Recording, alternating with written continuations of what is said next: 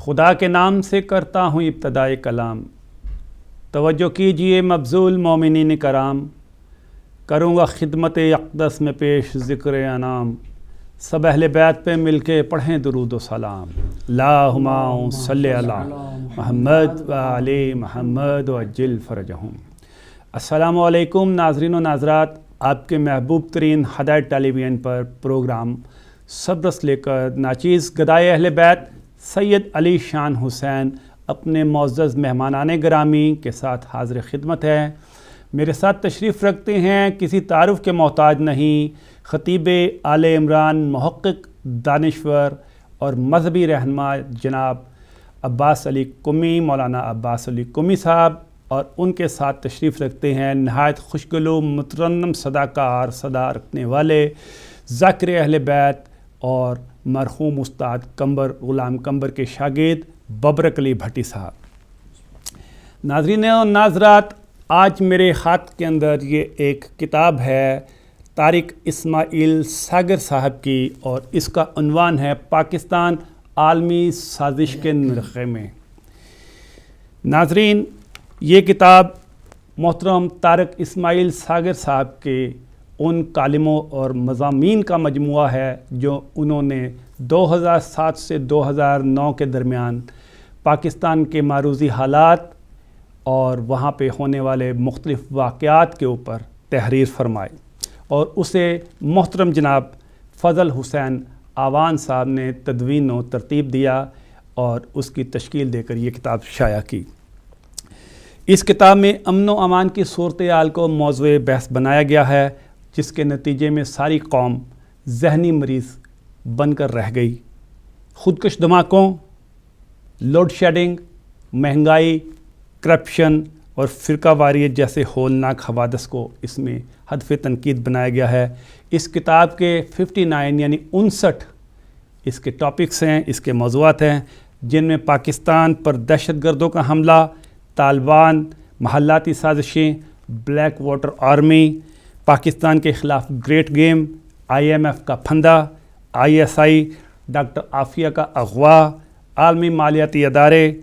Election 2008، آمریت، Kala Bagh dam, بے نظیر کا قتل، صدر کا مواخذہ، براک اوباما، امریکہ کی عسکری اور بھارت کی آبی جارحیت، پاکستانی اقتدار اعلیٰ، بھارت اور مقبوضہ کشمیر میں آزادی کی نئی لہر کے علاوہ کئی اہم موضوعات شامل ہیں۔ ناظرین و ناظرات، چونکہ یہ کتاب سن 2009 میں شائع ہوئی اور آج 2015 ہیں، اس لیے یہ کتاب ہمارے آج کے معروضی حالات سے کافی پیچھے ہے، مگر مانوان تقریباً وہی معاملات اور وہی حادثات اور وہی مشاہدات اب بھی زیر غور اور زیر بحث ہیں، اور ہم اسی کے تسلسل میں آگے بڑھتے چلے جا رہے ہیں۔ اسی لیے ہم نے کوشش کی ہے کہ آج اس کتاب کو ہم اپنا محور و استعارہ بناتے ہوئے، اس کتاب کو اپنی گفتگو کی بنیاد بناتے ہوئے آج کل کے حالات اور ان کے موضوعات کو موضوع گفتگو بنائیں۔ جناب طارق اسماعیل ساگر صاحب نے جب یہ کتاب لکھی تو اس کے ابتدائی مضامین تھے پاکستان دہشت گردی کا شکار ہو رہا ہے اور امریکہ اپنے مقاصد کے لیے پاکستانی سرزمین کو استعمال کر رہا ہے۔ آج پاکستان دہشت گردی کا شکار ہو چکا، پاکستان کے گلی کوچوں میں، پاکستان کی سرحدوں کے اندر اور پاکستان کی سرحدوں کے باہر دہشت گرد اپنے پوری طاقت کے ساتھ موجود ہونے کے بعد اب اس دہشت گردی کا جن پاکستان کے سپہ سالار جناب جنرل راحیل صاحب کی کوششوں سے بوتل میں بند کیا جا رہا ہے، اور امریکہ افغانستان کی سرزمین سے روس کی طرح شکست کھانے کے بعد اپنے خجالت کے ساتھ وہاں سے واپس ہو رہا ہے۔ تاہم امریکہ کے اس جنگی جنون کے نتیجے میں امریکہ کے طول و عرض میں اس کے اپاہج فوجی اور تمام امریکہ کے مختلف حصوں میں بننے والے اس کے نوجوان فوجیوں کی قبریں اپنے ارباب اختیار کی ناسمجھی پر خون کے آنسو بہاتے دکھائی دے رہی ہیں۔ یہی نہیں، دوسری طرف پاکستان کے بھی طول و عرض میں طالبان جس دہشت گردی سے اور آزادانہ گھوم رہے تھے، اب ضرب عضب نے ان کو تقریباً محدود کر دیا ہے۔ وہ بم دھماکے، وہ خودکش حملے جو پاکستان کے شہروں، قصبوں اور دیہات ہی نہیں بلکہ اس کے دارالخلافہ اور دارالحکومت کے عام روزمرہ معمولات بنتے چلے جا رہے تھے، ان میں بہت حد تک کمی آ چکی ہے۔ جوں جوں پاکستان کے معروضی حالات بہتر ہونے شروع ہوئے، ویسے ہی ایک دفعہ پھر اسرائیل، سعودی عرب اور امریکہ کے اتحاد نے اسلام اور اسلامی ممالک کو دوبارہ خطرے میں ڈالنے کے لیے پھر ایسی کوششیں شروع کیں کہ ہم دیکھتے ہیں کہ جنوبی ایشیا اور مشرق وسطیٰ اور فار ایشیا کے اندر الشباب اور دیگر جنونی مذہبی جماعتوں کی تشکیل ہوئی، جن کی پشت پناہی آپ سب جانتے ہیں سعودی عرب اور اس کے اتحادی کر رہے ہیں، اور لیبیا، شام اور عراق کے درمیان ایک ISIL یعنی اسلامک اسٹیٹ نام کی ایک ایسی خوفناک مملکت تشکیل دی جا چکی ہے جس کو جدید ترین بہترین اسلحہ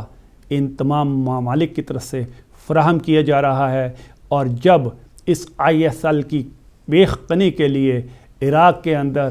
اہل تشیع کے فوجی جوان یا اہل تشیع کے نام پر برنے والی ملائیشیا ان پر حملہ کرتی ہے، تو سب سے زیادہ تکلیف سعودی عرب کو پہنچتی ہے۔ اور یہی وجہ ہے کہ عراق کے صدر کو براک اوباما نے ان کے دورہ امریکہ کے دوران یہ تنبیہ فرمائی ہے، شکایت سعودی عرب کی ہے کہ آپ اپنے علاقوں میں ISIL کے خلاف لڑنے والی تمام قوتیں، چاہے وہ شیعہ ملیشیا ہی کیوں نہ ہوں، اس کو اپنے کنٹرول میں رکھیں اور ان کا کنٹرول آپ کے ہاتھ میں ہو۔ مزے کی بات تو یہ ہے کہ ایک طرف تو امریکہ، سعودی عرب اور ان کے اتحادی دہشت گردی کے سخت مخالف ہیں، تو دوسری طرف امریکہ اور اس کے اتحادی ان دہشت گرد ممالک کی کمر ٹھونکتے اور ان سے اپنی محبت ظاہر کرتے دکھائی دیتے ہیں، جو پوری دنیا کے اندر عدم استحکام اور دہشت گردی کے سب سے بڑے پشت پناہ ہے۔ کیوں نہ ہو، سب سے بڑا مشرق میں اگر آپ دیکھیں اور بر صغیر ہندوستان پاکستان میں دیکھیں تو بھارت نام کا ایک بڑا ملک ایسا ہے جس نے پاکستان، افغانستان، سری لنکا، بھوٹان، سکم اور بنگلہ دیش کے علاوہ چین جیسے بڑے ملک کے اندر دہشت گردی ہونے والی تمام سرگرمیوں کے اندر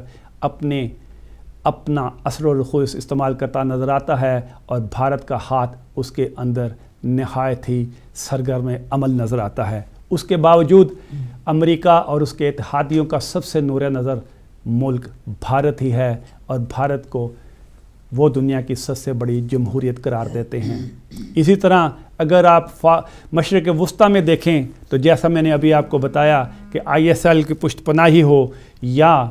وہ طالبان ہو، یا الشباب ہو، یا کوئی بھی ایسی مذہبی جنونی تنظیم ہو، تو آپ جانتے ہیں کہ ان تمام تنظیموں کے پیچھے سعودی عرب کے ریال اور سعودی عرب کی قوت کال فرما دکھائی دیتی ہے، اور اس کے باوجود سعودی عرب، امریکہ اور ان کے اتحادیوں کے نہایت عزیز اور قریبی دوست بھی کہلاتے ہیں، اور وہ سب سے زیادہ دہشت گردی کے مخالف بھی نظر آتے ہیں۔ ناظرین و ناظرات، اس تمہیدی وضاحت کے بعد واپس میں اپنے موضوع کی طرف آتا ہوں کہ میرا آج کا موضوع ہے قیام پاکستان، اہل تشیع اور بین الاقوامی حالات اور بین الاقوام میں اہل تشیع یعنی فقہ جعفریہ کا کردار۔ میرے آج کے موضوع کا تعلق دراصل طارق اسماعیل جیسے بہت سے دوسرے صحافیوں کی تحریروں کا غماز ہے، جو مسلسل پاکستان کے صاحب اختیار اور ارباب اختیار کی آنکھیں کھولنے کے لیے مسلسل اپنے قلم سے جہاد کرتے دکھائی دیتے ہیں اور ان کی صحیح راستے کی طرف نشاندہی کرتے دکھائی دیتے ہیں، مگر ہمارے حکمران ایسے ہیں کہ وہ 1947 سے لے کے آج تک ہمیشہ ایسی ڈنگ ٹپاؤ پالیسیوں پر عمل پیرا رہے ہیں جن سے ان کے اپنے مفاد تو پورے ہوتے ہیں لیکن بحیثیت قوم پاکستان کے مفادات کو ہمیشہ داؤ پر لگا دیا جاتا ہے۔ ناظرین ناظرات، اللہ تعالیٰ نے ہمیں مملکت خداداد پاکستان اس لیے دی تھی کہ ہمارے اکابرین نے ہم سے وعدہ کیا تھا کہ اس خطہ ارض میں ہر پاکستانی بلا تفریق مذہب، عقیدہ، رنگ و نسل، زبان اپنی زندگی اپنے عقائد کے مطابق اپنے مذہبی، معاشرتی، معاشی اور آزادی کے ساتھ اس ملک میں نقل و حرکت، سکونت اور عقائد کے مطابق زندگی گزار سکے گا اور اس کے اوپر کوئی پابندی عائد نہیں کی جائے گی۔ ٹھہریے، یہاں پہ میں رکتا ہوں اور چلتا ہوں اپنے پہلے مہمان گرامی جناب محترم و معظم ذاکر اہل بیت ببرک علی بھٹی صاحب کی طرف کہ اللہ تعالیٰ نے ہمیں اشرف المخلوقات پیدا کیا، پھر دوسرا کرم اللہ تعالیٰ نے یہ کیا کہ ہمیں مسلمان گھرانے میں پیدا کیا، اور تیسرا کرم اس نے یہ کیا کہ ہمیں ایک آزاد اور اسلامی ملک پاکستان عطا کیا۔ تو جناب آپ سے گزارش ہے کہ آج کے اس پروگرام کی بحث و تمہیز کے آغاز سے پہلے آپ ہمیں حمد باری تعالیٰ سے فیضیاب کریں کہ یا اللہ تعالیٰ تیرا لاکھ شکر کہ تم نے ہمیں مسلمان ہی نہیں اور ایک اسلامی ملک میں بھی پیدا کیا۔ جناب ببرک علی بھٹی صاحب۔ بہت شکریہ علی شان صاحب، انتہائی ممنون ہوں آپ کا اور ان ناظرین کا جو ہمیں دیکھ رہے ہیں اور سن رہے ہیں۔ مولا ان کی توفیقات میں اضافہ فرمائے، جو بیمار ہیں مولا انہیں صحت دے، تندرستی دے۔ میں دعا ایک پڑھنے لگا ہوں اور میری ایک التجا ہے کہ جو سن رہے ہیں وہ ضرور آمین کہیں۔ ایک دفعہ صلوات پڑھ لیجیے۔ اللہم صلی علی محمد وآل محمد وجل فرجہم۔ یا رب دعا ہے علم کی مجھ کو کلا ملے، یا رب دعا ہے علم کی مجھ کو کلا ملے، جو شعر بھی کہوں مجھے ہر بار وا ملے، یا رب دعا ہے علم کی مجھ کو کلا ملے۔ شاعر کو شاعری کے عوض صورت انعام، شاعر کو شاعری کے عوض صورت انعام، پنجتن کی دوستی ملے، پنجتن کی راہ ملے، یا رب دعا ہے علم کی مجھ کو کلا ملے۔ چلو سب شعر سنیے گا۔ عباس کے علم کے تلے ہو بسر حیات، عباس کے علم کے تلے ہو بسر حیات، عباس کے علم کی ہمیشہ پناہ ملے، یا رب دعا ہے علم کی مجھ کو کلا ملے، حب علی کی ڈھال سے مجھ کو نوازنا، حب علی کی ڈھال سے مجھ کو نوازنا، چاہے فلک ہزار گناہی سیا ملے، یار دعا ہے علم کی مجھ کو کلا ملے۔ قبلہ سب شعر ہے۔ بسم اللہ۔ ہونٹوں پہ ہے صدا کے علی کے غلام کو، ہونٹوں پہ ہے صدا کے علی کے غلام کو، میسم کو جو ملا تھا وہی مرتبہ ملے، یار دعا ہے علم کی مجھ کو کلا ملے۔ اس کے سوائے کوئی بھی حسرت نہیں مجھے، اس کے سوائے کوئی بھی حسرت نہیں مجھے، 14 ستاروں والی ہمیں درسگاہ ملے،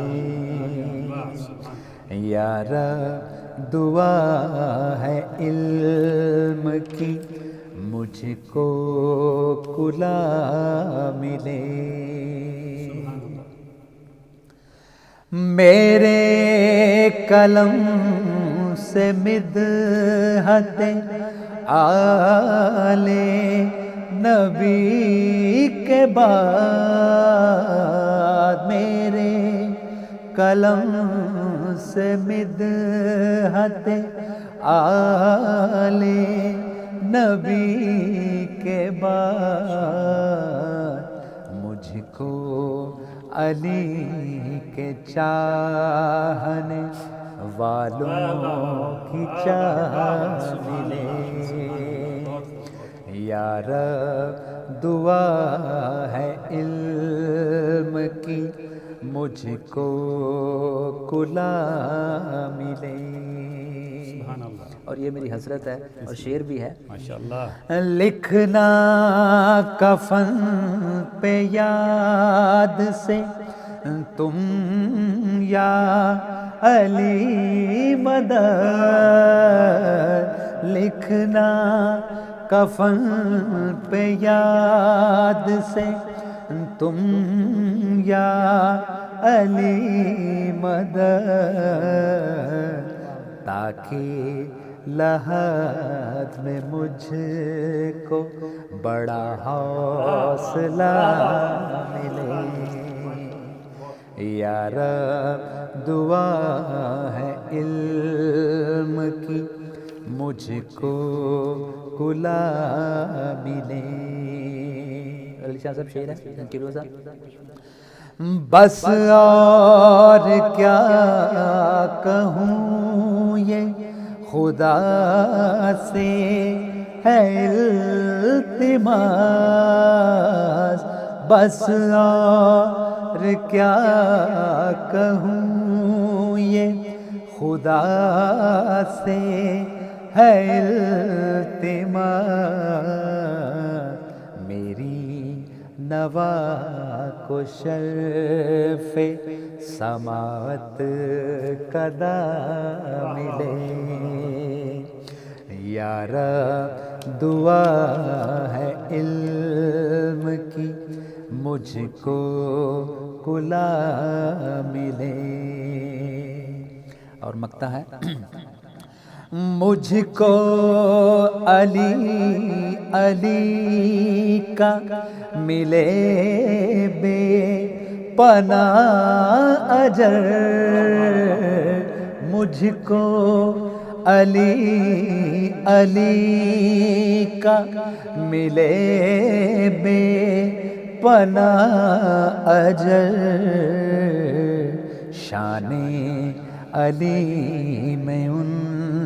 کو کثر کا گناہ ملے، یا رب دعا ہے علم کی مجھ کو کلا ملے، جو شعر بھی کہوں مجھے ہر بار روا ملے، یا رب دعا ہے علم کی مجھ کو کلا ملے، یا رب دعا ہے علم کی مجھ کو کلا ملے۔ اللہم صلی علی محمد و آل محمد و عجل فرجہم۔ ناظرین و ناظرات، پروگرام صبرس جاری و ساری ہے، اور ابھی جناب ببرک علی بھٹی صاحب نذرانہ ہدیہ حمد باری تعالیٰ پیش فرما رہے تھے، اور میرے ہاتھوں میں آج کتاب ہے طارق اسماعیل ساگر کی پاکستان عالمی سازش کے نرغے میں، اور جناب طارق اسماعیل ساگر صاحب صفحہ 73 پاکستان کے خلاف گریٹ گیم کے حوالے سے لکھتے ہیں کہ مملکت خداداد پاکستان 17 کروڑ 50 لاکھ نفوس کی آبادی پر حامل ملک ہے۔ یاد رکھیں کہ یہ فگر 2009 کے ہیں، آج کے نہیں ہیں۔ 7,96,096 مربع میل کلومیٹر پر محیط ہے، عالم اسلام کی پہلی اور دنیا کی 7ویں بڑی ایٹمی قوت ہے۔ گندم، کپاس، چاول، کھاد، گنا، سویابین تیل کے لحاظ سے خود کفیل ملک ہے۔ زرعی ملک ہونے کے ساتھ ساتھ معدنیات و قدرتی وسائل کے لحاظ سے پاکستان کا اہم مقام ہے۔ خام تیل برآمد کرنا پڑتا ہے، جبکہ 47% خام تیل پاکستان میں خود پیدا ہوتا ہے۔ گیس میں خود کفیل ہے، مگر گیس کے تقریباً 30 سالوں سے ذخائر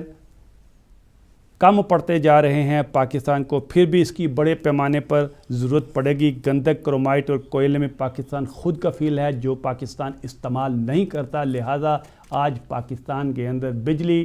اور گیس کے بحران آپ کے سامنے ہیں۔ پاکستان میں کوئلے کے ذخائر 1 ارب 50 کروڑ ٹن سے زیادہ ہیں۔ پاکستان پیٹرول کا خام مال صرف 53% درآمد کرتا ہے، جسے بعد میں ریفائن کیا جاتا ہے۔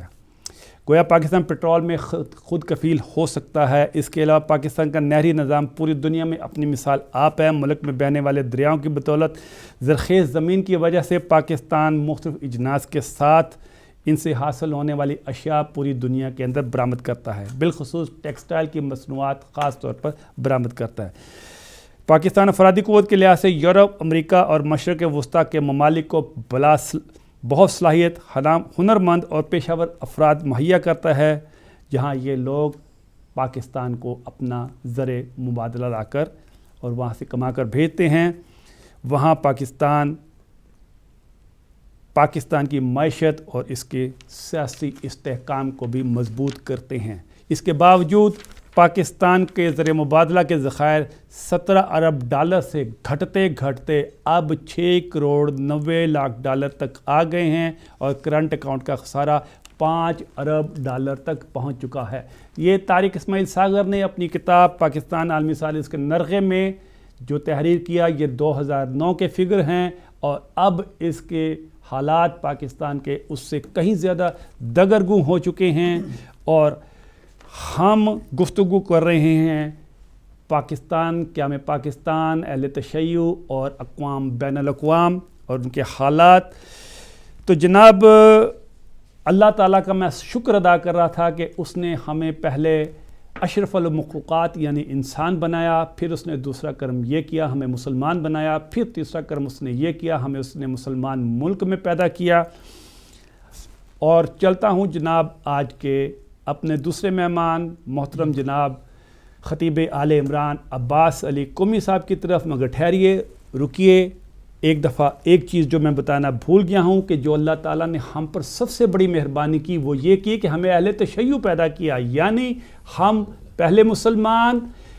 اشرف المخلوقات پاکستانی، اور نہ صرف پاکستانی بلکہ اللہ تعالیٰ کے فضل و کرم سے محمد و آل محمد اور اہل بیت اطہار کے ماننے والے وہ لوگ ہیں جن کی قیامت والے دن بی بی فاطمہ ضامن ہوں گی، اور یہ آنسو بہنے والے جو خراج تحسین پیش کرتے ہیں حضرت امام حسین کو اور مانتے ہیں حضرت علی کرم اللہ وجہ الہ السلام کو اپنا آقا و مولا و ملجا، وہ ہمارے لیے شفاعت کا حصول ہوں گے۔ اور ہم شیعہ کیوں ہیں؟ تو قبلہ ذرا آپ اس چیز پر روشنی ڈائیے کہ شیعہ کیا ہوتے ہیں، شیعہ کب سے ہیں، یہ شریعت اسلامی کو کس طرح اپنے اوپر منطبق کرتے ہیں، یعنی اپنی زندگی کے مختلف حصوں میں کیسے نافذ کرتے ہیں۔ قیام پاکستان اور بعد از قیام پاکستان کی تعمیر و ترقی میں اہل تشیع نے کیا کردار ادا کیا، جبکہ دیگر فرقوں نے یا دیگر فقہ کے ماننے والوں نے پاکستان کے عدم استحکام میں کیا کردار ادا کیا۔ جناب محترم عباس علی قمی صاحب۔ اعوذ باللہ من الشیطان الرجیم، بسم اللہ الرحمن الرحیم، الحمدللہ وکفا وسلام علی عبادہ الذین اصطفیٰ، خصوصاً علی ابی القاسم محمد مصطفیٰ و اہل بیتہ الطیبین الطاہرین الشرفاء۔ اما بعد فقد قال اللہ تبارک و تعالی فی کتابہ المجید و خطابہ الحمید وہو اصدق الصادقین وقولہ الحق۔ بسم اللہ الرحمن الرحیم، وَإِنَّ مِن شِيَّتِهِ لَإِبْرَاهِيمَ۔ سب سے پہلے میں مشکور ہوں ہدایت ٹیلی ویژن کا، اور اس کے بعد مشکور ہوں جناب سید علی شان حسین صاحب کا، جنہوں نے ایک دفعہ پھر موقع دیا کہ اس ذکر خیر میں میں شرکت کر سکوں۔ بہت لمبا سوال ہو گیا، بلکہ 3-4 سوال ایک ہی سوال میں سما گئے، تو آپ بریک کا بھی مسئلہ ہوتا ہے، میں کوشش کروں گا بریک سے پہلے اس کا ایک جزو جو ہے وہ ہو سکے کہ شیعہ کب سے ہیں اور شیعہ کیا ہیں۔ سب سے پہلے اسی حوالے سے میں نے آیت پڑھی ہے، وَإِنَّ مِن شِيَّتِهِ لَإِبْرَاهِيمَ، کہ ابراہیم بھی حضرت نوح علیہ السلام کے شیعوں میں سے تھے۔ پہلی بات تو یہ کہ جہالت کی انتہا ہے، بالکل مطالعہ نہیں ہے لوگوں کا، اور وہ سمجھتے ہیں کہ شیعہ یہ آج کل کی پیداوار ہیں یا کسی پیغمبر اعظم علیہ السلام کے بعد کسی نے بنا دیے۔ یہ سب پراپوگنڈا ہے مولویوں کا۔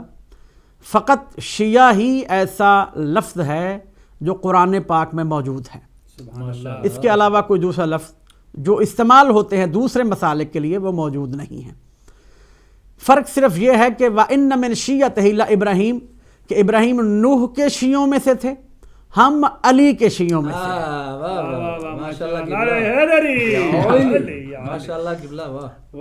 پروگرام کا موضوع کوئی اور ہے اور بات کہیں اور چل پڑتی ہے، آپ کا سوال بھی یہی ہے کہ شیعہ جو ہیں، سب سے پہلے میں شیعہ کا معنی عرض کروں گا۔ تو میں عرض کر چکا ہوں کہ عربی میں ہر لفظ کے 2 معنی، ایک اصطلاحی اور ایک لغوی۔ لغت میں شیعہ کہتے ہیں گروہ کو، گروہ کو شیعہ کہتے ہیں، اور اصطلاح میں جو کہ علماء اہل سنت ہوں یا علماء دیوبند ہوں یا علماء اہل حدیث ہوں، سب کا متفقہ یہی اس کا معنی ہے۔ اصطلاح میں شیعہ اسے کہتے ہیں جو پیروان علی ابن ابی طالب ہو، جو اہل بیت رسول صلی اللہ علیہ وآلہ وسلم سے محبت کرنے والا ہو، جو علی ابن ابی طالب سے محبت کرنے والا ہو، اسے کہتے ہیں شیعہ۔ تو بات چلتے چلتے عرض کر دوں کہ اگر علی سے محبت کرنے والا شیعہ ہے تو پھر نفرت کرنا چھوڑ دو، پاک پیغمبر جس کا کلمہ پڑھتے ہو وہ سب سے بڑے شیعہ ہیں۔ اس سے کسی بات پہ حرف نہیں آتا، وہ نبی بھی ہیں، وہ رسول بھی ہیں۔ امام علی نبی بھی نہیں، رسول بھی نہیں، لیکن وصی انہی کے ہیں، خلیفہ انہی کے ہیں۔ تو میں عرض کر رہا تھا کہ گروہ ترجمہ ہو گیا لغوی، اور اسلام میں جو علی والے ہیں، اگر 2 لفظوں میں کہوں تو علی والوں کو کہتے ہیں شیعہ۔ تو ایک بڑی معروف حدیث میرے ذہن میں آ رہی ہے، وہ عرض کرتا ہوں چلتے چلتے کہ کتاب کا نام ہے تفسیر در منثور، ہماری کتاب نہیں ہے، ہمارے بھائیوں کی معتبر کتاب،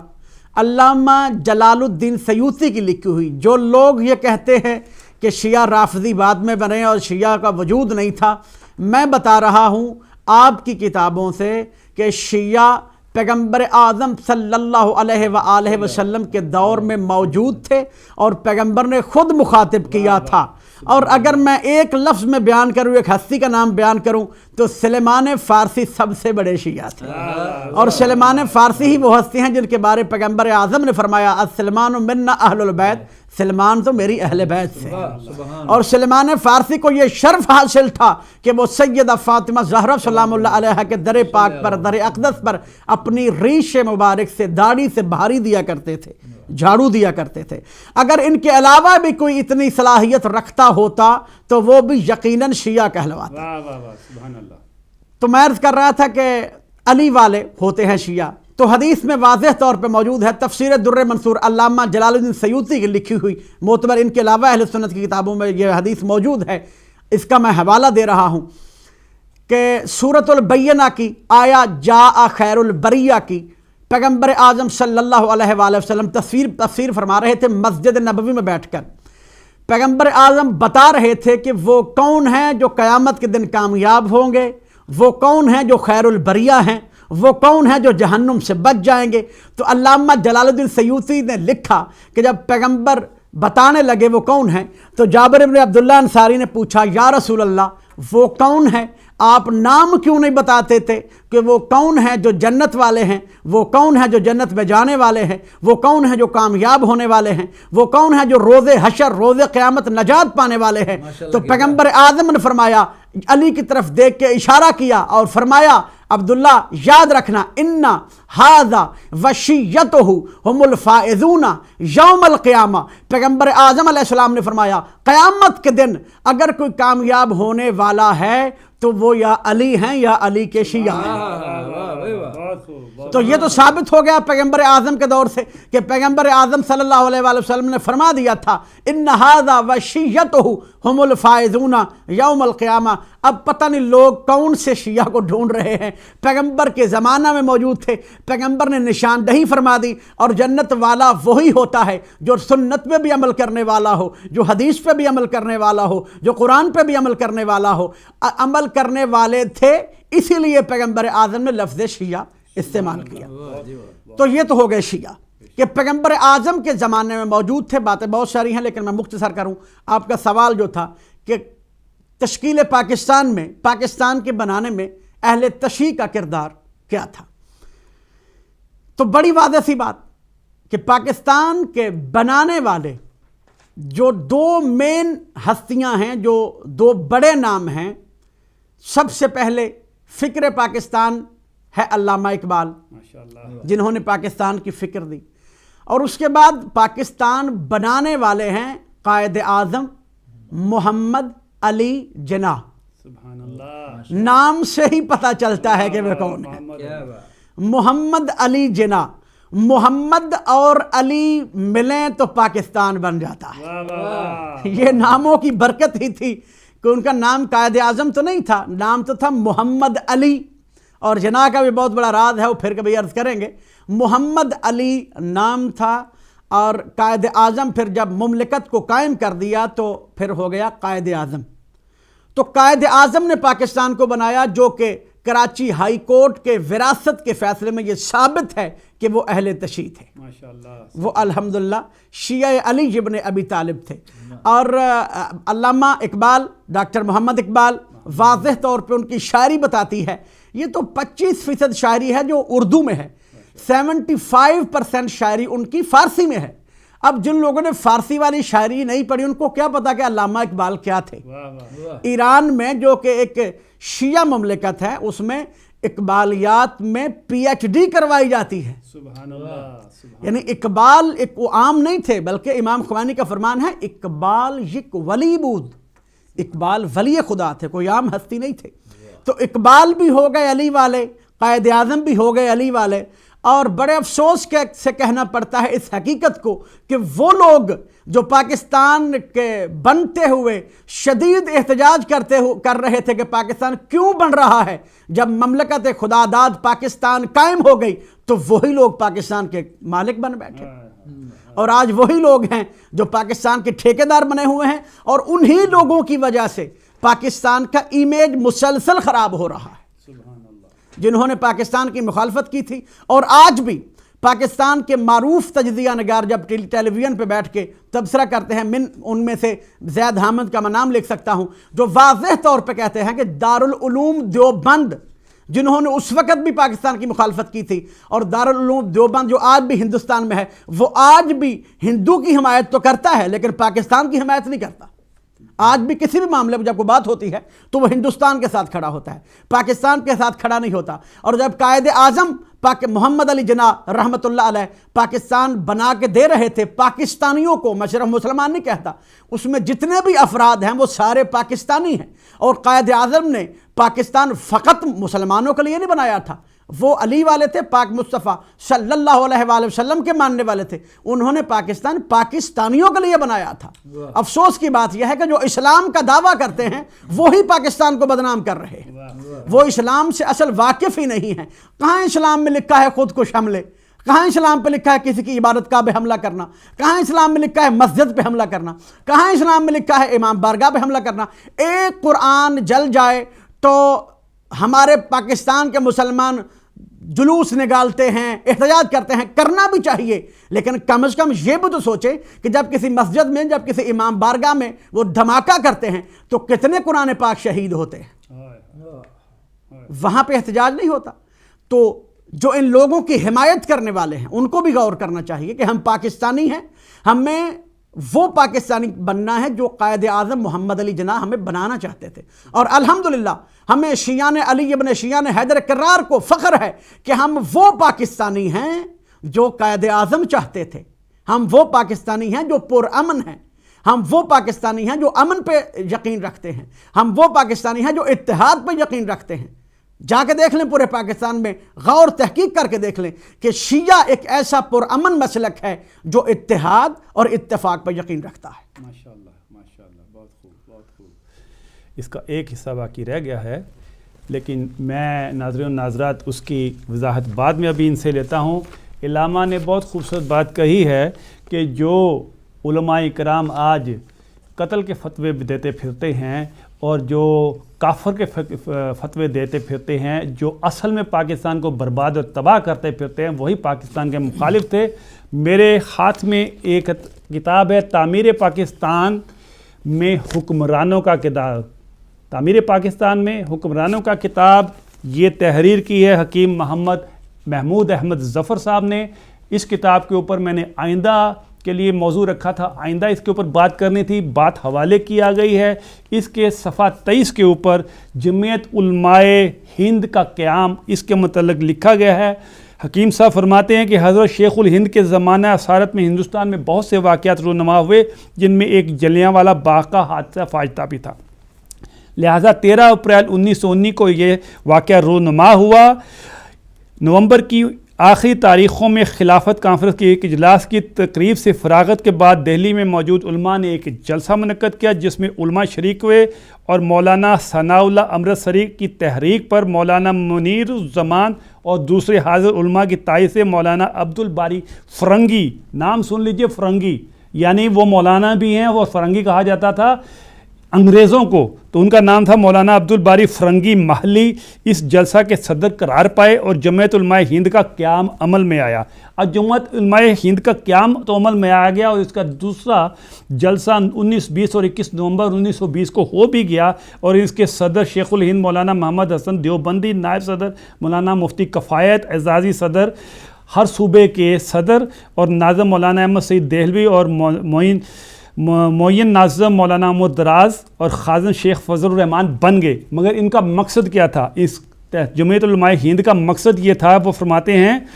کہ